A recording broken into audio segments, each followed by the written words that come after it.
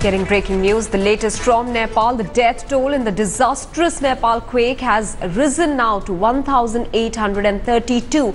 According to the Nepalese Home Ministry, more than 5 people are injured and aftershocks are continuing a day after the quake. The latest one being a massive 6.6 on the Richter scale at around 6 a.m. local time. India is moving in massive amounts of rescue and relief material, equipment and specialists on the second day.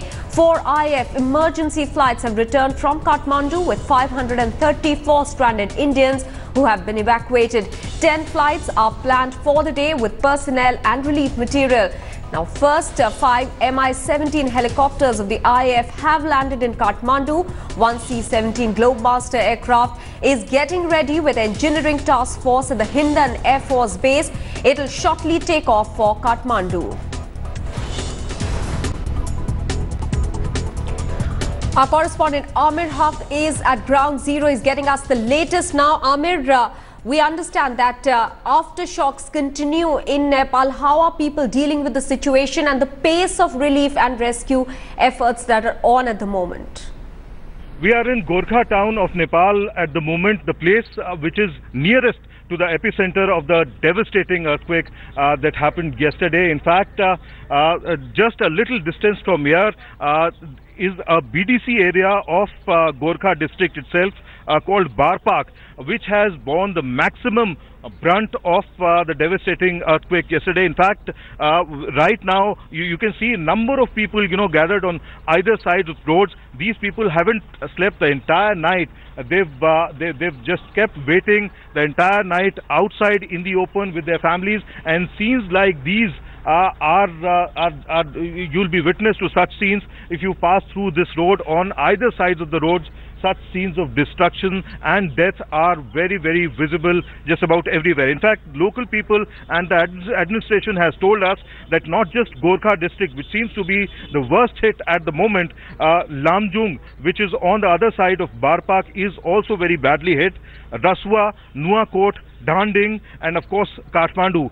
All these 7 districts have been very badly hit with the kind of tremors that have taken place.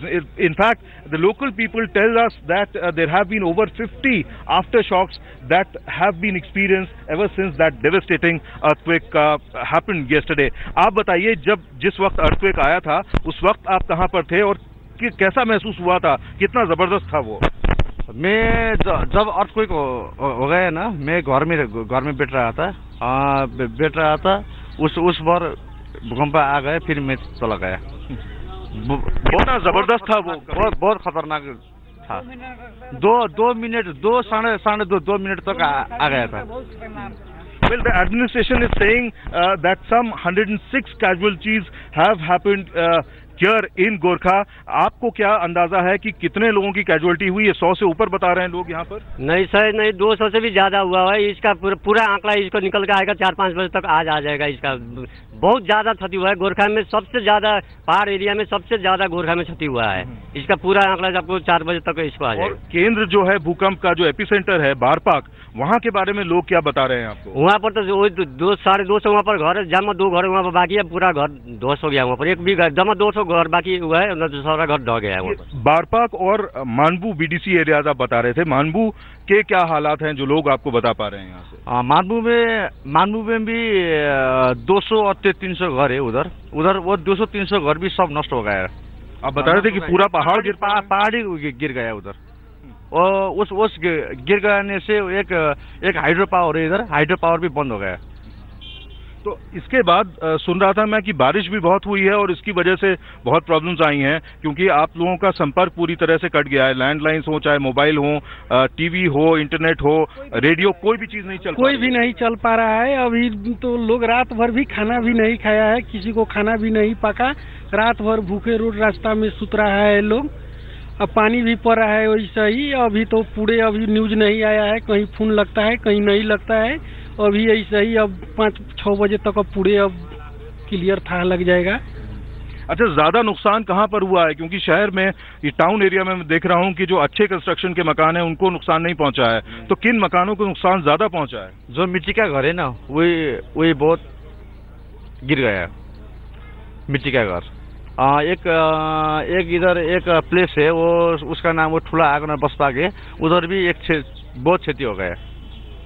So many of these places and villages are in such remote areas that even for the army to reach there will take definitely some more time. So perhaps things will be clearer by evening because the administration here, the local administration here, needs time and resources to reach such places. Well, the figure in this area, as I told you, seems to be the casualty figure seems to be above 100 as of now. That's what the administration people are telling us. But it will take some more time for them to compile the entire casualty figure out here. But actually, things seeming to be very, very bleak at the moment because also of the aftershocks. Because we've seen throughout the night those people who slept outside in the open. They were very rudely shaken up because of the aftershocks and tremors. So therefore, people really scared. They don't want to go inside their houses because they fear more such tremors and aftershocks in the aftermath of that devastating earthquake. Amir Haq there reporting from close to the epicenter of the earthquake in Nepal. He's in Gorkha at the moment. Aftershocks and rain continue to wreak havoc in Nepal. In fact, Amir says that remote areas are still cut off. Let me now go across to Kamaljeet Kaur Sandhu, who is joining us with the latest from outside the Nepal embassy in Delhi. Kamal, what help is Nepal seeking at the moment from India? What's the immediate need that they are expressing? Well, the relations between India and Nepal are so good that even before Nepal could ask anything, the Prime Minister extended help. And we know that teams of Army, Air Force, the NDRF have already made sorties to Nepal, supplies, the Indian Rail contributing. So obviously there is an all-out Indian help reaching to Nepal. And remember, it's not just India. We know that China as well as United States have also extended help, sent rescue team to the hilly state. But definitely, as far as this tragedy is concerned, this is obviously unimaginable, unprecedented. More than 1,800 people dead and obviously thousands and thousands injured. Many other thousands and millions are obviously spending the night outside in a cold state. So in that sense, there is a national emergency which has been declared in Nepal. But in the next few days and the next few months, Nepal would need all the help that India can actually give. This is a time of tragedy. This is a time that they would need help from its neighbors, from its good friends. So India is playing a good neighbor.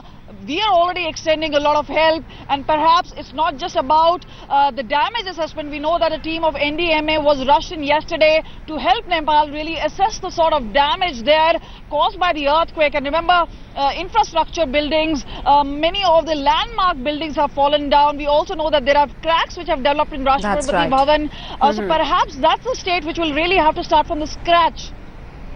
Kamal, also give us a sense of the Indians who have been rescued from Nepal and brought back home safely. Well, Maha, through the night, Indian Air Force was actually ferrying people from Nepal back to India, and we saw all those people who had gone there as tourists. Some of the other tragedy coming in from Mount Everest. We know that most of the Indians also do and try and go to the Everest camp. There is obviously a major concern because the friendly relations, a lot of Indians not only do business there, but they also reside there, and we have also seen that sort of formality happening back in India. A lot of Nepalese staying in the bordering states. So yes, there's a huge concern. We'll really have to get the figures, and if it is possible to get the number of figures as to how many Indians are now currently there, this is something which is going to be there, and that is why an all-out help has gone. The Indian Air Force at least did minimum of 3 sorties yesterday, working late into the night, getting all those people. It's a non-stop work. We also spoke to the DG NDRF, who's already gone to Kathmandu. He was saying that that work is not going to stop. Relief and rescue is working throughout the night because that is the golden period as per as the security forces, saying the rescue and relief and obviously live detector machines, those equipment, because the first few hours could be a great chance of survival, and that is why as the number of hours pass by, the hope usually dims. So yes, a maximum all-out effort already on its way to Nepal. Kamaljeet, many thanks for getting us those updates this morning. Well, the Himalayan nation of Nepal suffered one of its biggest calamities yesterday when an earthquake measuring 7.9 on the Richter scale hit the country. In fact, terrified people spent the night outside their homes in fear of fresh tremors. At least 27 aftershocks of magnitude 4.5 or more were felt throughout the night, with the latest at 6 in the morning measuring 6.6 on the Richter scale. Some youngsters were also seen singing along to the tune of guitar to get through the night. Well, the death toll has crossed 1,800 and is expected to rise as the day progresses and the rescue teams reach the debris in far-flung areas, while the number of injured is over 4,000 at the moment. Kathmandu's historic Bhimsen Tar, also the Dharhara, has collapsed after the earthquake. The Darbar Square, a UNESCO World Heritage Site, was also reduced to ruins. The epicenter of the earthquake was near Lamjung in Nepal, but tremors were felt across India. There is a warning of another big earthquake issued for the next 72 hours.